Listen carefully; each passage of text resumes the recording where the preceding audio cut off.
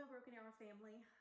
I'm Janet Dunlop, Superintendent of Broken Arrow Schools, and I just really want to take this opportunity to speak from the heart and try to catch everyone up on what information we have so far.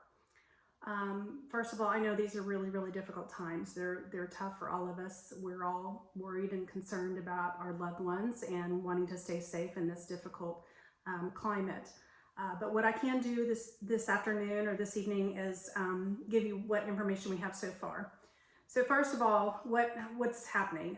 Today we had a state school board meeting, and at that school board meeting, the State Department of Education and the state school board made a determination that all of our public schools would cease to be in session in our buildings from April 6th to the end of the school year. Part of that decision was they also provided a waiver for all school districts to alter their calendar or their school calendar. And so what this means basically is that we don't have to necessarily meet the requirements that are in state statute on how many hours a day we have to be in school or how many days in the school year. So that provides us some flexibility to do what we are going to do next, which is using virtual education. This is not a decision just from Broken Arrow Schools. This is a decision that came from the State Department. So starting April 6th, we will begin using virtual education. I'll go into some more detail on that in just a moment. One thing I did want to reassure you is that at this point, when I'm making this video, we don't know yet whether the State Department is going to determine an end date for our school year. We will do that. Our school board is adamant that we need to know how long this is going to last so that we can plan accordingly and do a really good job of educating our students from April 6th until what we determine the school year end is. The other part, because we are getting a waiver in how many days that we have to attend school, we will not have to make up these days. So those of you who are concerned that the school year may run all the way through the summer into next year, that's not going to happen. We will have an end date, and it will most likely be sooner than later, just so we can get everyone home safely in their homes and put an end to this pandemic. One of the things that I did want to mention also is that we are keeping all of our non-essential employees at home. We have made that choice because we're a Broken Arrow family. We've got to keep everyone healthy and also listen to our governor's orders. And those governor's orders as of today are to stay home unless you're essential personnel. So we'll keep our payroll running and those things that we have to have continue. But other than that, we want to make sure that our staff is safe and keep them out of the buildings. So let's go back to the distance learning, so our virtual education. Distance learning, we're doing it in one of two ways. Grades basically 6 through 12, really higher than that. Our high school's pretty good at this because we've been doing some virtual days practicing for something like this. But they will be using their Chromebooks. And so they'll have their assignments on their Chromebooks. Most of them are using Canvas as a platform to assign those assignments and reading. We'll have videos and that will help our students continue to learn until what we determine the end of the school year is. What I can promise you is that we are communicating with our principals and our teachers daily about making sure they stay in contact with parents and with students, because we can't leave you out there on an island with assignments and no direction or help in how to get there. So again, we're going to protect the health of our Broken Arrow family. We'll keep everyone at home and we'll try to continue education as best we can. I have full faith that our teachers and our principals are going to do an amazing job on this. Also, our teachers, we're recommending that they're flexible with their students through this, because we don't want to pile on a bunch of homework or create these school days where the parent is forced to. I'm a parent of two. I know I don't want to be there trying to put together projects and figuring out how to do upper level math that there is no way that I can possibly help my children with. So we're going to be very cautious about not piling on and making it something that's very feasible for students to get through in the day.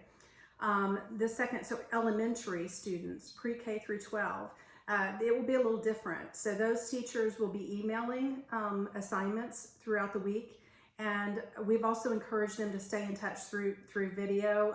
There's a lot of platforms to use, whether it's Zoom or even FaceTime with students individually, to make sure that we stay in touch and keep those assignments. I know some of our amazing teachers have already started using Facebook and all sorts of platforms to stay in touch with students through this time.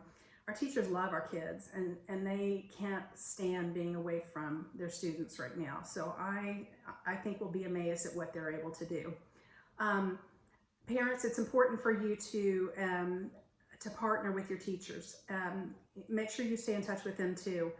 They want to help, and they want everyone to be successful. So don't be afraid to email, call, text, whatever it takes to be in touch. And the principals too, they're there to help. So please partner with them. Make sure that your student is successful through this. If you have problems with access, please let your teacher or principal know. You've got their emails, and then we will post those on the front page of our website so that you'll have easy access to be able to get a hold of the principal and say, hey, I'm really struggling here. We either don't have good internet or we don't have a device that works. We're here to help. We're going to take care of that for you, but you've got to communicate and let us know so that we can help. Also, be patient. Learning it's not going to be 8 hours a day, so just be patient with us as we learn how to do this right alongside of you. We want to partner with you and make sure this is successful. A particular population of students that we probably need to discuss is our special education and our English language learning students. Our teachers that work in those areas, they're going to be contacting you individually to make sure that your student is getting everything they need and the help they need through this, because I know it's especially difficult for our students who have a little extra learning challenges. And learning online is not easy. If anyone's ever taken an online class, it's probably more difficult than taking it face-to-face. Again, if you are a parent of a special education or an English language learning student and you feel like you're out of touch, you're not getting what you need, email your principal. They will be in touch with you, and they'll get that issue resolved. Employees, I know that we have about 2,500 full-time employees, over 3,000 with part-time included. So that's a big portion of our community. And we know that especially our employees who are non-certified and 9 and 10 month, you're concerned about, am I still going to get paid? It's what's happening with this. Just know we are on it. I know you're concerned, but we are 100% confident that we're going to take care of you. So just stay calm, and hopefully we'll be able to start phasing people back into work once this passes. But until then, just be confident in knowing that you're part of our family. We're going to take care of you. We are looking through all the legalities to figure out how to do that right. And that's why the answer is taking so long, but we're going to get there. So just be patient. You'll have word on that soon. And any other questions that you have, we're going to continue to answer as we get more information. We're building this plane as we fly it. No, we've never been through this either. So I know some of the questions were about retrieving student materials or retrieving staff materials out of the buildings. We're not ready to do that yet. If it's something urgent, if it's a medication the student needs right away, then please contact your principal, contact your teacher if you have their contact information. We'll get that to them. But we'll use other essential staff to be able to get into the buildings and get that medication. But if it's not essential, if it's just your colored pencils, we're going to have to wait on that. We will get things back to students. I know we have band students with instruments and athletes who have their equipment up at the school. We'll get to it, and I promise we will get those things to you, but just allow us a little time to work through that. I know we've also had a lot of questions about graduation. Let me tell you, I had a senior last year, and my heart is broken for our seniors this year. So we are working so hard right now to figure out how we can make this incredibly special and do something to recognize our seniors and do it in a way that's never been done.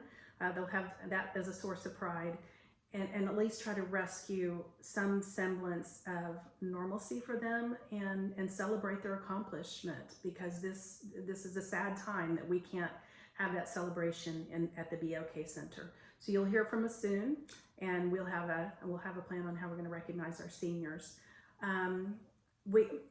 Again, I know you have so many questions about all of the things that keep popping up in your mind. Just know that we're trying to make decisions wisely and take our time.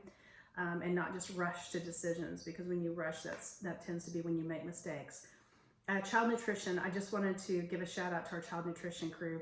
They have, in the last few days, they served 400 meals day one and over 500 today. And I'm just so proud of the dedication they have to make sure that there are meals out to our students who need them. An incredible job they're doing. We, because we had such a rush, we didn't expect so many families to come out for meals. So we're tweaking it as we go to make sure that we do keep our social distancing in place, and but then we can still provide those meals to all of our families. So we'll continue to be in touch through our website, through our Facebook page. Just stay in touch through social media so that you'll know what's going on. This is a really tough time, but just remember, we're a family. We're a Broken Arrow family. We're gonna do this together, and it's going to go smoothly. We'll have a few bumps, so be patient with us, but we'll do it the right way, and we'll take care of each and every one of you. So we will be communicating again soon. We'll try to keep everyone notified by either email, social media, all of the normal avenues. So pick your favorite venue and stay in touch through that. But if you ever have questions and you feel like you haven't heard from us, please go to our website, because most of our information we'll put on there immediately, so that you'll stay in touch. But most of all, to all of our employees, our teachers, our families, our students, stay healthy. We need you, and most importantly, our children need you through this tough time. So thank you so much. You'll hear from me soon.